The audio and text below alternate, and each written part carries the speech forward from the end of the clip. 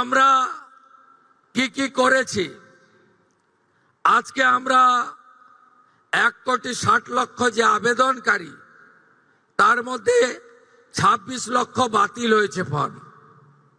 তারা criteria fill up করেননি। যে ক্রাইটেরিয়ার কথা মাননীয় মালতী দি একটু আগে বলেছেন, কারা কারা যোগ্য বিবেচিত হবেন না।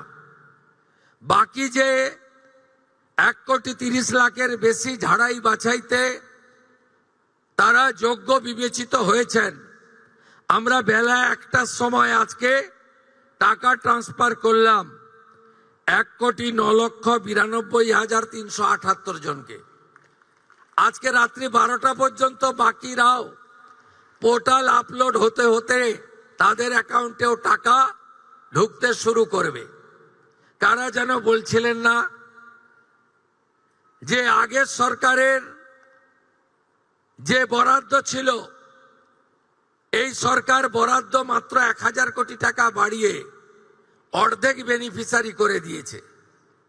আমরা একটা বেনিফিশিয়ারিকেও বাদ দেব না। যারা আমরা বেনিফিশিয়ারি বলি না, আমরা বলি এটা আপনার অধিকার। আজকেই আমরা 1 কোটি, ইতিমধ্যে 1,10,00,000-এর অ্যাকাউন্টে ঢুকিয়েছি, যার মধ্যে আমাদের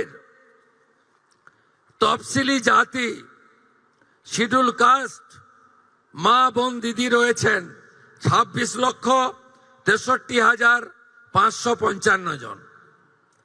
আমাদের মূলবাসী আদিবাসী মহিলা রয়েছেন 49,04,93,139,5 কোটির কাছাকাছি, 5 লক্ষের কাছাকাছি।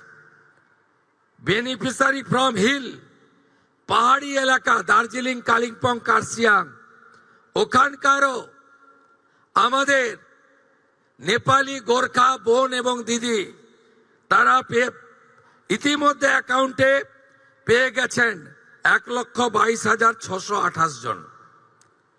আমরা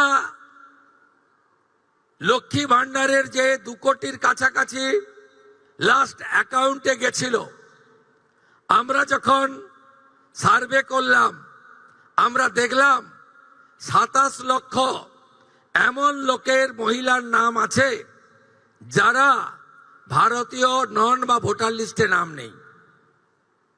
এক্ষেত্রে কিভাবে মৃত ব্যক্তির নাম আছে, এখানে থাকে না এমন লোকের নাম আছে, 3 জায়গায় ভোটার লিস্টে নাম ছিল, 3 জায়গায় টাকা অ্যাকাউন্টে ঢুকছিল, এমন লোকের নাম আছে।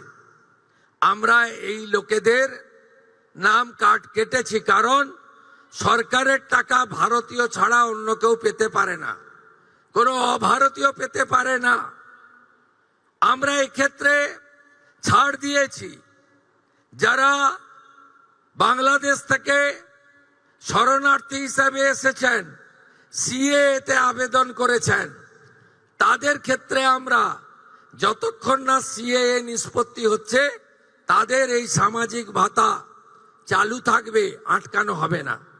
শুধু তাই নয়, প্রশ্ন তুলতে পারেন এরা তো মূলত হিন্দু। আমরা সেক্ষেত্রে আমাদের লোক ধর্ম পালন করেছি।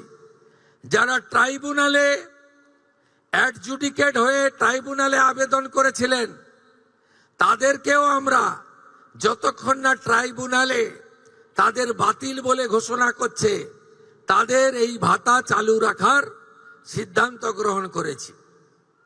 এতে কি কোথাও ভুল হয়েছে? আপনি ভারতীয়, দেশ আপনার প্রথম।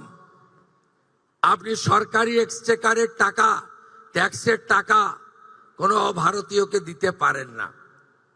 আপনি বলুন, আগের সরকার মহিলাদের জন্য চালু করেছিলেন 500। এই কর্মসূচির উদ্দেশ্য ছিল মহিলাদের অ্যাকাউন্টে যাওয়ার। আপনি অবাক হয়ে যাবেন, এই 2 কোটির মধ্যে 10 লক্ষ পুরুষ বেরিয়েছে। বলুন আমার মা বোনেরা, দিদিরা,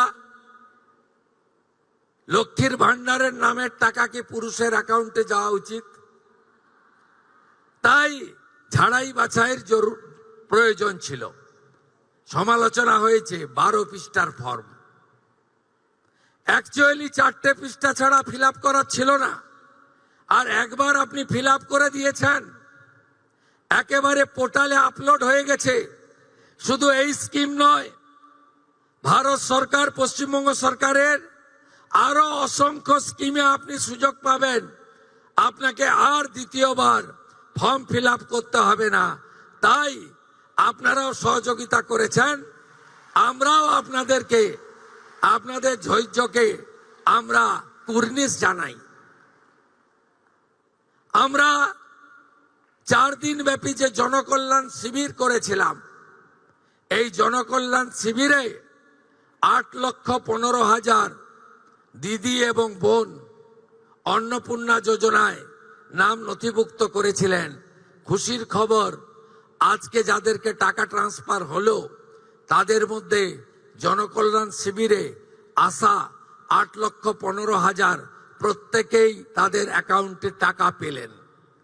দীপিকা পাল হাওড়া জেলার প্রতিনিধিত্ব করছেন। শংসাপত্র, সেই সঙ্গে আমাদের তরফে কিছু উপহার, মিষ্টি, উত্তরীয় ও একটি পার্স। এরপরে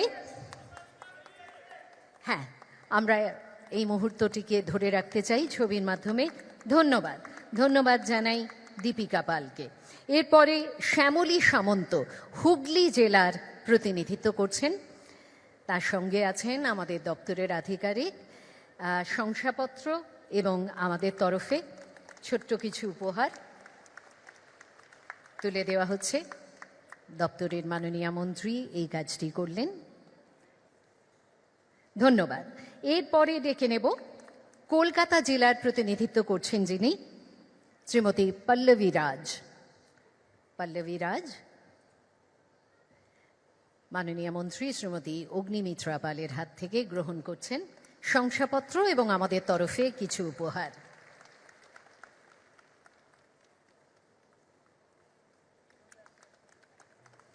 এবারে উত্তর 24 পরগনা জেলার অর্পিতা প্রামাণিক।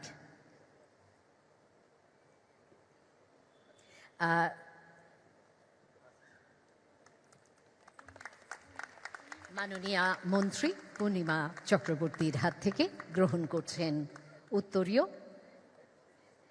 হ্যাঁ, একটু ঘুরে দাঁড়ালে আমরা আর কি মুহূর্তটিকে ধরে রাখতে পারি। অর্পিতা প্রামাণিক উত্তর 24 পরগনা জেলার প্রতিনিধিত্ব করছেন। এবং পরিশেষে ডেকে নেব আমরা লাবণী নস্করকে, দক্ষিণ 24 পরগনা জেলার প্রতিনিধিত্ব করছেন লাবণী নস্কর।